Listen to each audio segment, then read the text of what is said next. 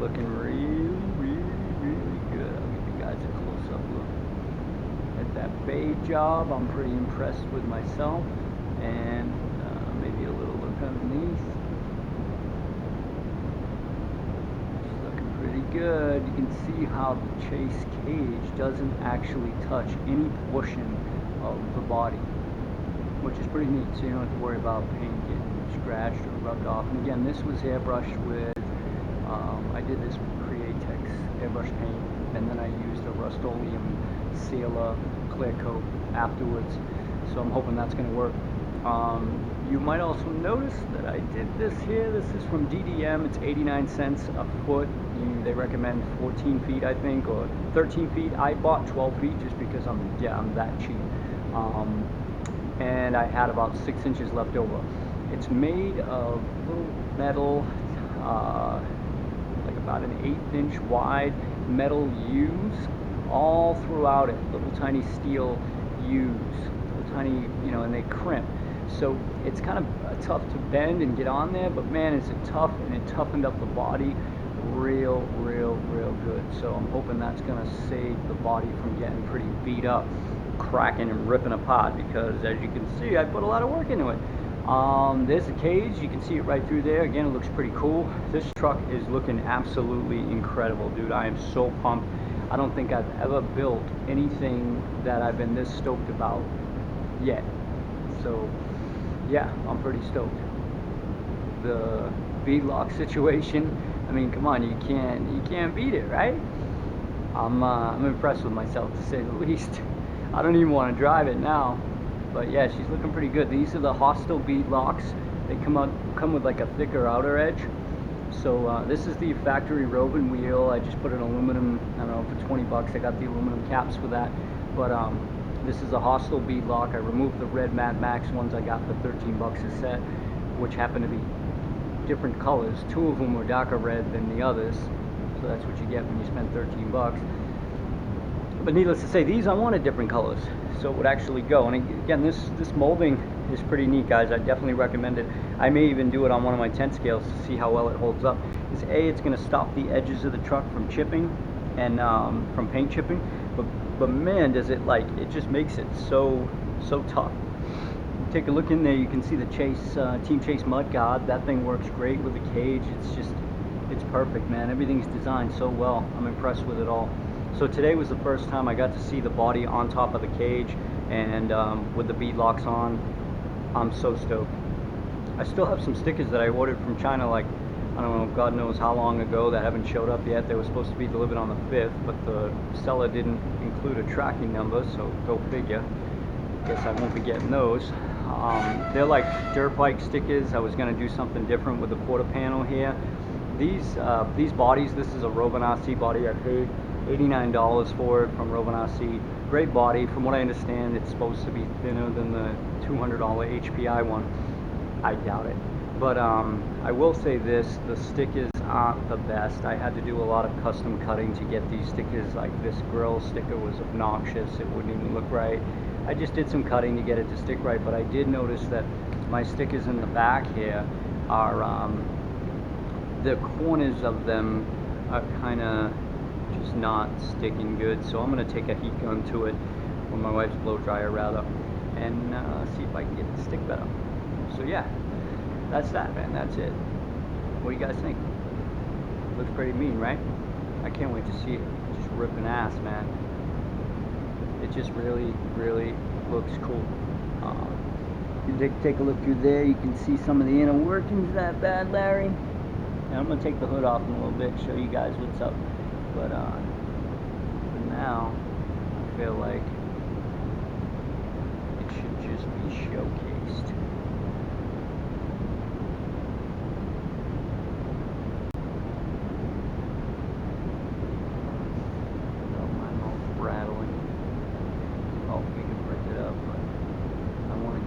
Video. I wanted to do a running video, but I suppose I should do an actual video of what it looks like before I run it, in case the worst case scenario happens. And it doesn't look so good after. So yeah, body molding again, DDM, definitely worth it. Toughened up the body. When I take it off, you guys will see. I even had enough to do this portion here, which if you've ever ran one of these, you know can definitely tear up your hands when you're trying to pull start it. And yeah, so that was pretty cool. So I'm digging it. I'm not digging the way it lines up back here. I really am not. I guess these bodies just, they're too long. I've noticed it with the HPI ones too online. They bend. You can see how bent it is, you know, in order to get it in there. And this bumper doesn't allow adjustment to come out further or drop down. I've already tried it, took it all apart. It just doesn't. So I'm actually really glad that I have the rubber molding on there, because now it's not sitting up against the body, it's just sitting up against the bumper.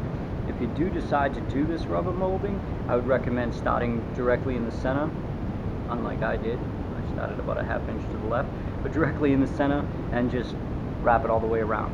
And again, it bends pretty good. Before you actually get to the corner, I recommend bending it.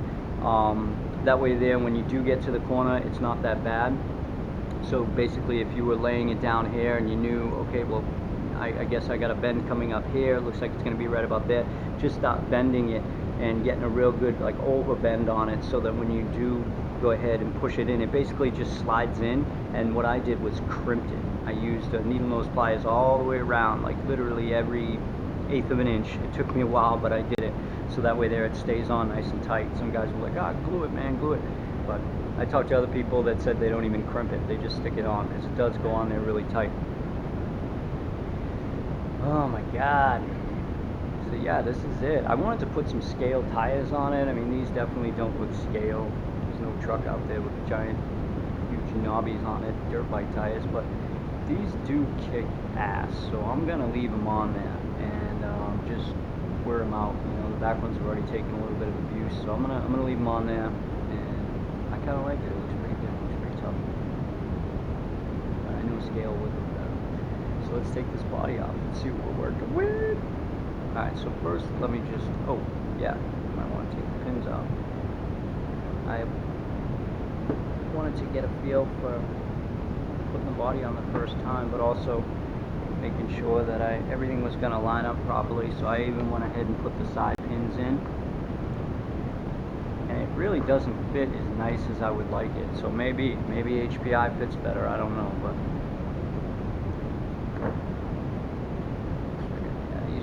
in and out of there. That just popped out. So yeah, here you go, check it out. Ready? This is what it looks like on the inside as a result of that molding. So this molding, I honestly think is gonna help. It definitely increases the weight of the body a bit, but man, if you got a nice looking shell, even a factory one, just solid color painted, these things are too expensive. And I'm sorry, factory one painted solid color, you know, with stickers on it, just go ahead and do the molding. It's worth it. So let's go ahead and put this aside, and I'm going to show you what else I'm working with. I picked up from a guy that runs an RC custom paint website called RC Skin Jobs. He buys these in bulk, and if you know anything about these panels, they're virtually impossible to get in clear. He ended up with a box full of them. I'm assuming he bought them in bulk from Asia, and so I had to buy them. He sold them to me for like 50 bucks, 47 bucks, or something like that on eBay, shipped. And these are the same panels that my truck came with. Again, this is the Baja Rovan 305 FT, and they're all pre-cut, you know, pre-cut. This one's in a little rough shape, you know, the outer protective coat, but I'm not worried about it. I'm going to scuff them up and do a little flame job with some ripped up checkered flag. I don't know. We got to come up with something. And these will be back up when the SC body is seen better days, you know. I'll go back to the buggy sandrail thing. Oh my god, look at this thing. They look insane like this. This is how everybody runs their twin setups and giant motor setups. I think they look pretty mean like this with just the cage and no panels. Just a couple highlights. While I'm thinking about it, the chrome wiper arm setup was amazingly worth it. Again, I'm sorry, aluminum. I would recommend it. That Servo Saver style is like the Turtle Racing one at half the cost. You can get it from Mad Max, Integy, There's a couple places that have them. These are Integy pull rods, push rods, whatever you want to call them. Steering arms, they are really nice too. So the whole setup now that I have for the steering is aluminum. The horn, the servo horn, and it's really strong. It is. I'm impressed with it. If you have been running your Rovan now maybe a half a dozen times, you know that you're starting to have to turn wider and wider because your servo saver is getting looser and looser. And you can go ahead and try to tighten it up, but the bolt will end up bottoming out eventually on the actual bottom of the chassis here. And so it gets to a point where you can't go any tighter, and then it finds its way loose again, and before you know it, it's junk. So that whole plastic setup, I would recommend just doing away with. That style servo saver, don't buy it in aluminum. I don't recommend buying that style in aluminum because it does not work. It's not a good design.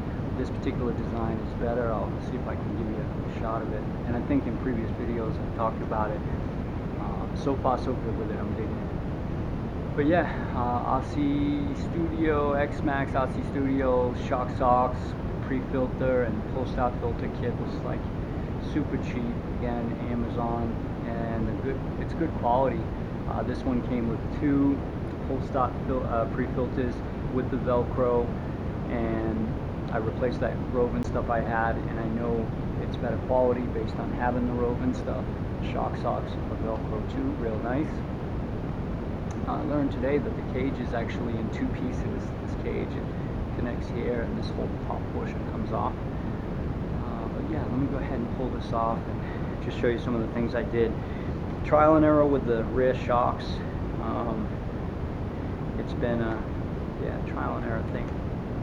I bought the Team Fast Eddie bleeder caps because of some of the issues that I was having with the rear shocks, and unfortunately I tried I shouldn't say unfortunately, I tried the Integy shock collar adjusters, and those do not, let me see if I can show you what it looks like. These here, DDM sells them for like double the price. I got them from Integy for like $10, and they allow the preload to be adjusted, pulling this down and setting this tab into this setting or that setting. So it's, as opposed to spinning that screw that we've always had, you know, that collar, you no longer need to do that. But they say when you use these, it actually comes with an extra one of these as well if you wanted to create more of a gap. They say when you use these to run a longer spring, just a single spring instead of the dual stage setup. So I went ahead and ordered front heavy duty springs from DDM. They didn't work. My truck dropped to the ground like it wasn't happening. So I went ahead and put the dual spring setup with a little retainer in between the 2 springs back together. And I used the bleeder caps. Man, these things are absolutely phenomenal for the price. The machining is good, and they allow you to fill the shock from the top. If you've ever done Baja shocks, then you know they're a nightmare. Get these. I was able to bleed them, get all the air out of them, and they feel nice and plush. They feel like they should. So I'm stoked about those. The design up here, where it meets, is tight, man. Rovan shocks, they go back and forth, they fall apart. I'll actually show you what happens to the Rovan ones after a little bit. See this? It's junk. All worn out. There's nothing you can do about it, you know. So that's that. But yeah, this is what I was talking about, the threaded style shock adjustments, which are kind of a pain. They rip your fingers up. So these preload adjusters are definitely nice. And let's see, the 8mm rods, I haven't even ran the truck with them. That's how pathetic I am. I got married in November. I haven't mentioned that. So up until November 12th, it was planned for the wedding time. So I've been super busy and haven't had time to run, haven't had time to repair or upgrade anything. So I'm just getting to all that now. I have been doing a little airbrushing, so that I'm trying to work on the True Flame. That's pretty tough, so I'm working on that now. But yeah, one other thing I wanted to talk about was this imitation GBE motor mount. This thing is absolutely awesome. Again, Amazon, 18 bucks, and it does its job. The factory one is a rubber piece that mounts here and here, and it has a metal retainer over it to make it tougher. It's just a cylinder, it's junk, the screw backs out of it and falls out, then it's almost impossible to get in because of the A-arm being in the way. So in order to put this in, I had to disconnect right there, bring the A-arm way up in the air so I could come in from behind underneath the pipe and screw this screw in, which is recessed in there, and then this one here pulls it tight. It sits away from it a little bit, but then you end up pulling it tight. So that's, it looks nice too, but yeah, it definitely serves a nice purpose. And this is something I do want to talk about. It's a huge controversy with these Bajas running a stock foam element air filter versus paper element K&N style. I went ahead and bought the kit that X-Max RC Studio sells, which is the metal can that threads into the front to the paper cone K&N style filter. Inside is just empty, like you would see any air filter on a vehicle, on a real vehicle. And then it comes with the airfoil, which is about this long.